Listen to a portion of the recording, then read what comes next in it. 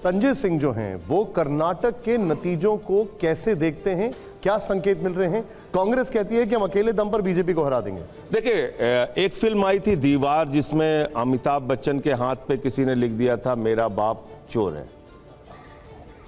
कर्नाटक में गया प्रचार के लिए और मैं आपको यकीन के साथ कह सकता हूं कि जिस जिले में हम लोग जाते थे प्रचार के लिए, हमारी पार्टी के लिए वोट नहीं दे रहे थे लोग। मैं चुनाव में होता है तो आदमी बोलता नहीं है, लेकिन ये हकीकत थी।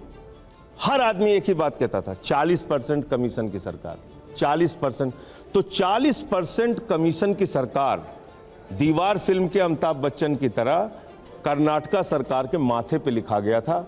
ये एक तो सबसे बड़ी हार का कारण ये है। कांग्रेस पार्टी को जो नकारात्मकता थी भारतीय जनता पार्टी की सरकार की कर्नाटक के अंदर, उसके कारण से इतना बड़ा जनमत मिला है। क्या विपक्ष का सबसे बड़ा चेहरा अब कांग्रेस दिख रही है आपको कर्नाटक के बाद? देखिए, ये अभी कुछ भी कहना बहुत जल्दबाजी होगी, इसमें समय लगेगा और समय के साथ चीज़ें स्पष्ट हो पाएंगी। अभी आप तुरंत विपक्ष का सबसे बड़ा चेहरा किसी को घोषित कर दे, वो मेरे ख्याल से ठीक आकलन नहीं होगा।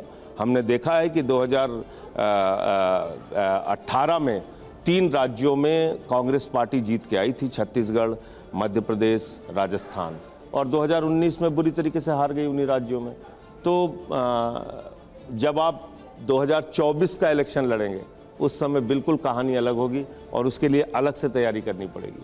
वो सफ़र इतना आसान नहीं है। चलिए, मैं 2024 की आपसे बात करूंगा। अभी आपने करप्शन का मुद्दा उठाया।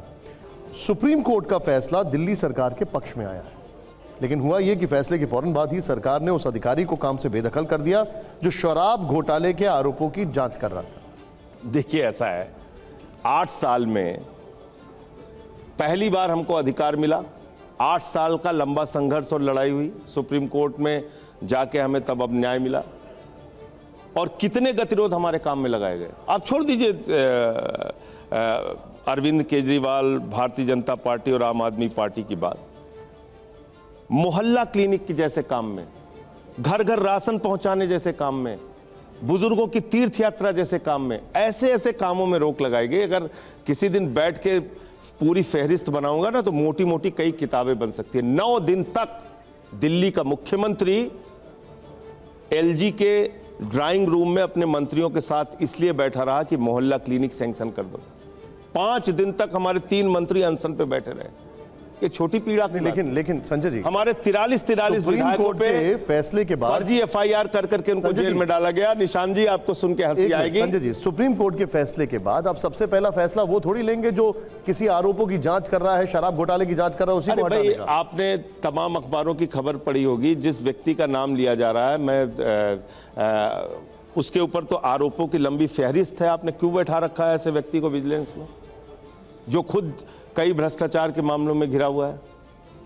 दूसरी बात, जब सर्विसेज हमारे पास आ गई, अगर हमको लोगों को स्थानांतरित करना है एक जगह से दूसरी जगह, एक आदमी जो लगातार अपनी मनमानी चल रहा है, एक ट्रांसफर किया, उस पर भी आप रोक लगाने को पहुंच गए, तो हम गए सुप्रीम कोर्ट। फिर आप अपनी पसंद के किसी अधिकारी से जांच कराएंगे तो फिर ट्रांसपेरेंसी कैसे बचेगी उसमें?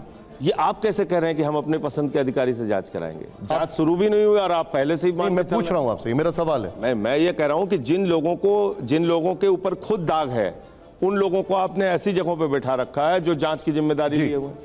तो इसलिए हमारी, लेकिन फिर क्या हमारी सरकार, आप इसको जांच को एकदम सही तरीके से करवाएंगे?